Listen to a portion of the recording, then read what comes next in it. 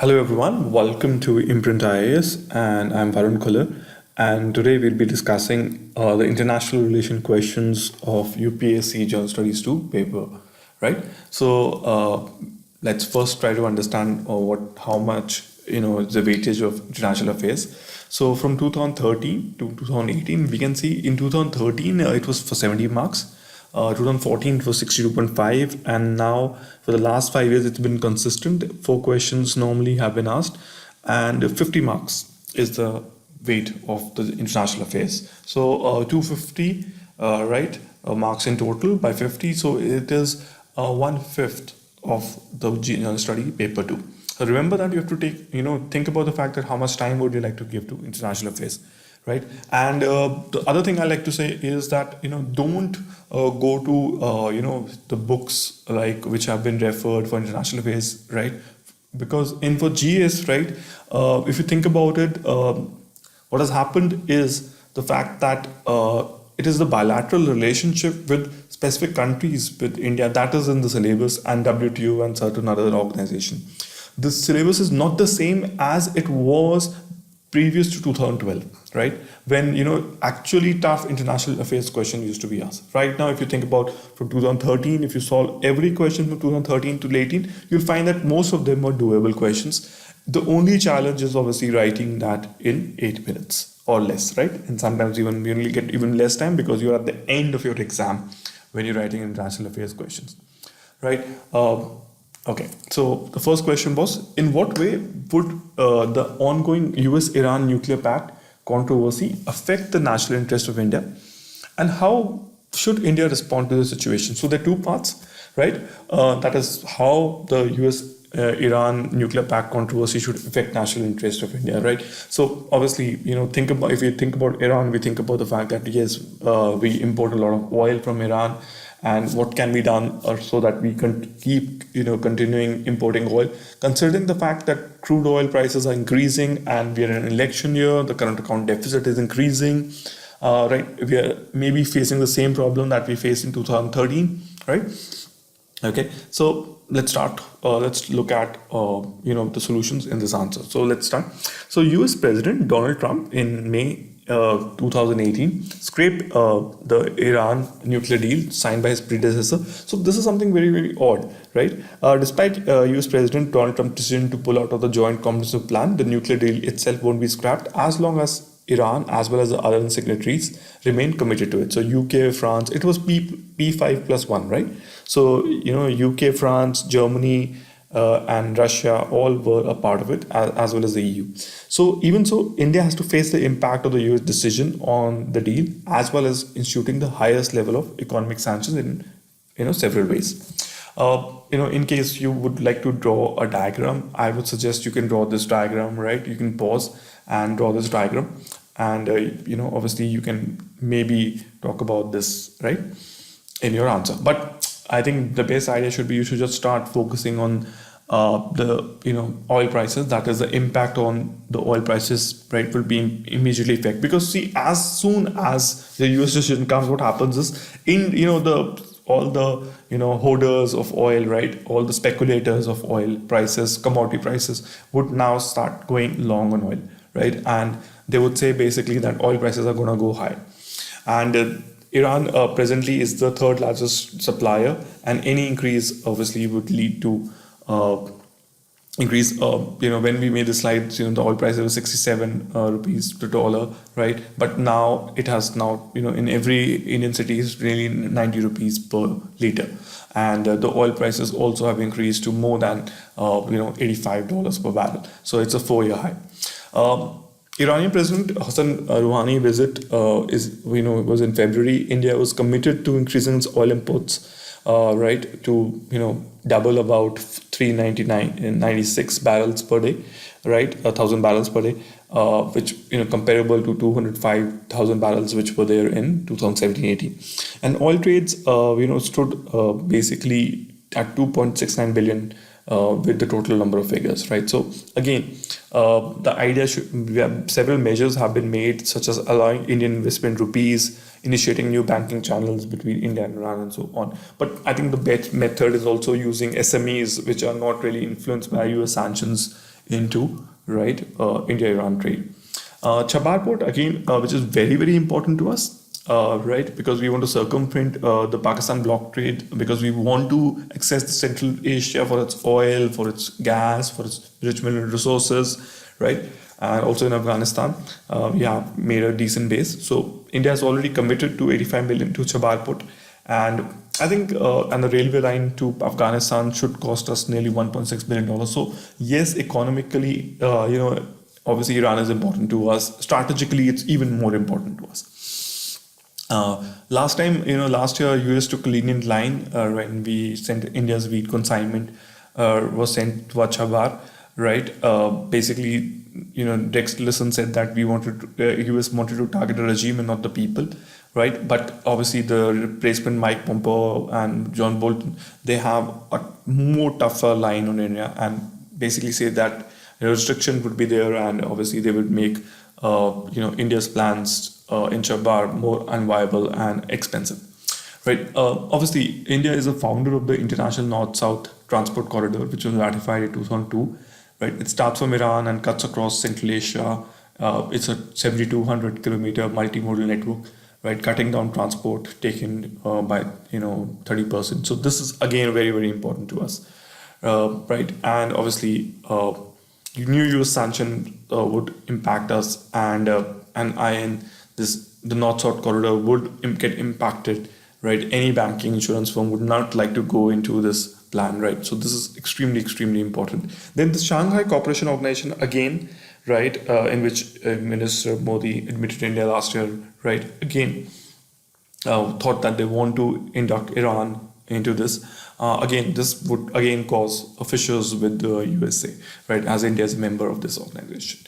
Right, if accepted, obviously India will become a bloc which basically will be seen as anti-American, as China and Russia are already part of it, right? And on the other hand, we are also part of the Quad, that is, we are USA, Australia, and Japan, right? We want to go that side as well. So it's going to be obviously we're going to be right in the middle of a conflict, right?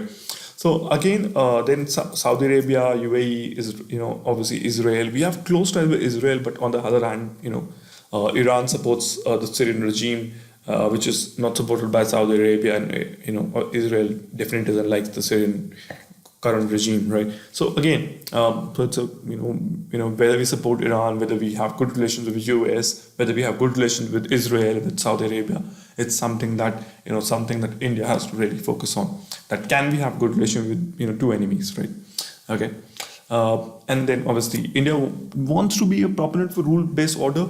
Now with Donald Trump, then now basically we tend to think that international agreements are now just with prevailing governments and not states. So it was not the United States signing JCPOA, but the Obama administration, which kind of makes it difficult to deal with such a whimsical ally that is the USA. Obviously, we have to understand the fact that, we are in a different world altogether. USA is no longer willing to lead, but wants to act selfishly. Where Trump withdrew from the UN climate change treaty, they withdrew from the Trans-Pacific Treaty, but so there's no real, we have to be on our guard that, Trump might even withdraw from any treaty signed with India, right? Like the Lemoy and so on. Right. So in case of the Paris Accord, India, obviously has chosen to stick to its guns, despite the fact that Trump is no longer helping India, right, on climate change agreements. New Delhi obviously should focus on this, and obviously the 2+2 dialogue should be taken into account when it takes place in Washington after a few weeks, especially even in future, dialogues. This should be considered, right? Okay, next question. Let's look at the next question. So the next question is India's relationship with Israel, right? We were talking about Israel and the Iranian question. So have of late acquired a depth and diversity which cannot be rolled back. Discuss. So, if you think about it, you have always should write international affairs answer historically. So how has been India's relationship with Israel, right? Historically, how we have been, India historically has been supporting the Palestinian cause for freedom, right? The PLO, right?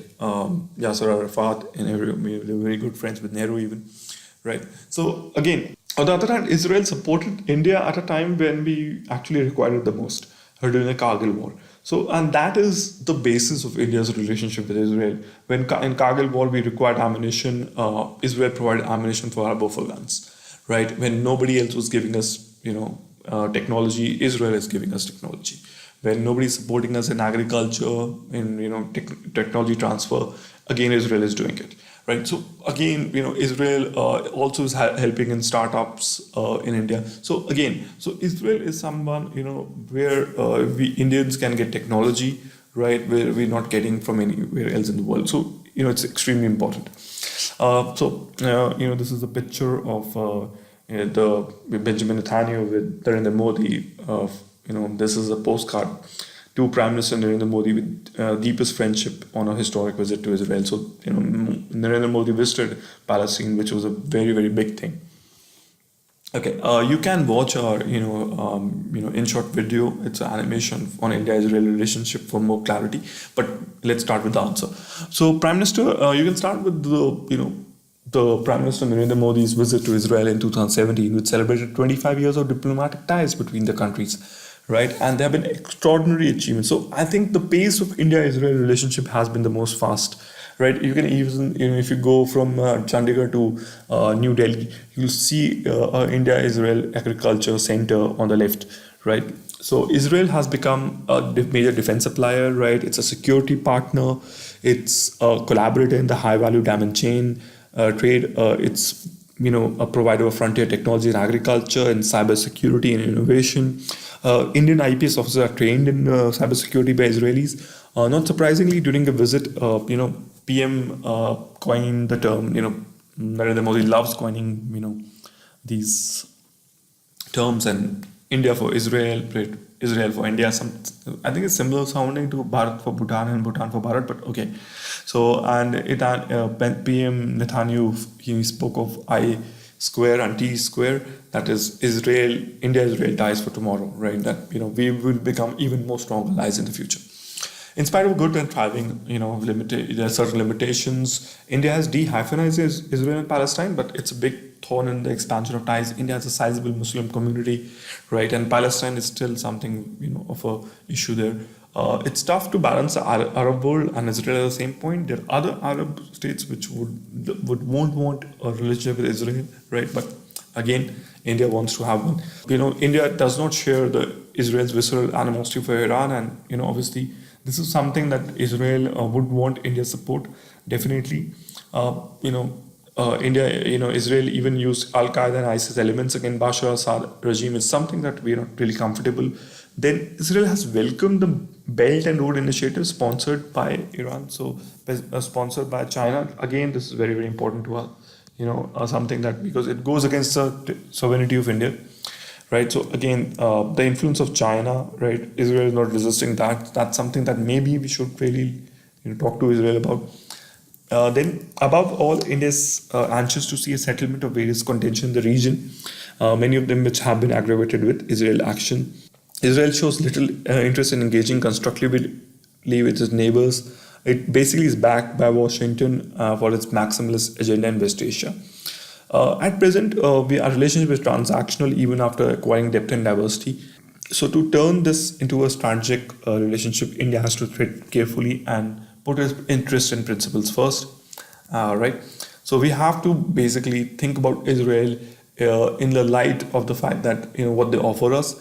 On the other hand, we also have to think whether we are abrogating too many principles at the same time, right? So again, it's not something of a clear answer, but definitely it's something of thought-provoking ending that I'd like to give you. Okay. The next question was, a number of outside powers have entrenched themselves in Central Asia, which is a zone of conflict of interest to India. Discuss in the implication of the India joining the Ashgabat Agreement. The first thing I would like you to do in this answer is draw this map. If you can draw this map, if you can mark Turkmenistan, Uzbekistan, Tajikistan, Kyrgyzstan, and Kazakhstan, it would really add marks to your answer. Do make this map in your answer. Practice it at least twice or thrice, right? Try to make it under 30 seconds. This is the key, right? If you want extra marks in international affairs, you have to do this. So let's start the answer. So Central Asia is a new geopolitical entity. Despite the fact, right, it was always there and we have historical ties with them. We have again a YouTube video for this as well, for India and Central Asia ties. You can look at the animation. It's a beautiful video made by us. It is in the middle of the three superpower civilizations, right? Islamic, Christian, and Buddhist, and has been seen as the most vulnerable areas in stability between them. Right. The contemporary international significance of the new Central Asia states reflect their economic, demographic potential. The geographic location, which is very important. The great game is something that, in case you have political science option, you should definitely look into. Right. The character of their relationship with other states, primarily with neighboring ones, as well regional and global organizations like SCO, etc. Again, and obviously, these areas are very rich in uranium, so that is what our major interest in Central Asia has always been, and also oil and gas. India is always interested in oil anywhere. Right. So over 55 million people live in this region, and they're quite rich in natural resources, as already talked about. Trans-Asian railway projects and development of road infrastructure. This, one road, one belt definitely would make the CARs the most important, right? And then the cheap hydel reserves also in Tajikistan and Kyrgyzstan, and obviously India is interested in that as well, right? Okay. India has recently joined the Ashgabat Agreement, which was constituted in 2011, and the idea was to establish an international multimodal transport through the Central Asian Persian Gulf. So India plans to use the Chabar port like this, and basically access even Moscow, and even go to Europe like this, and even we can even go to Shanghai from this area. So again, the railway corridor, the North-South corridor, the Ashgabat Agreement, right, areas. Okay, this would really help us. Obviously, Ashgabat Agreement is a corridor, is a gateway to Central Asia. The objective is to connect Eurasian region by synchronizing other transport corridors that are already in operation. That is the North-South transport corridor that connects India and Europe and Central Asia via rail, road, and ship routes. So it's extremely, extremely useful for us.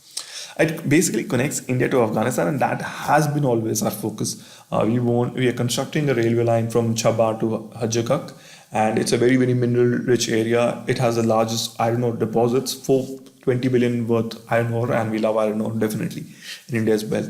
It has 274 billion worth of copper deposits. So the idea is the railway line would help transport ore to the port and benefit India and Iran and Afghanistan. And it will stabilize Afghanistan if this is happening. Energy security, obviously, mineral-rich area. We already talked about that, and obviously we want to expand and operationalize the practical scope of Chabar port. Even maybe in the future, having a military base there would really work for us. Right. Let's look at the next question. That is, what are the key areas of reform if WTO has to survive in the present context of trade war, especially in keeping in mind the interest of India? So first, in this answer, the key word, if you think about it, is WTO and the trade war, right? You have to define both what is happening. So, and obviously talk about how we can maintain India's interest, considering that, to be honest, nobody has an answer to these questions, but okay, still try to answer them.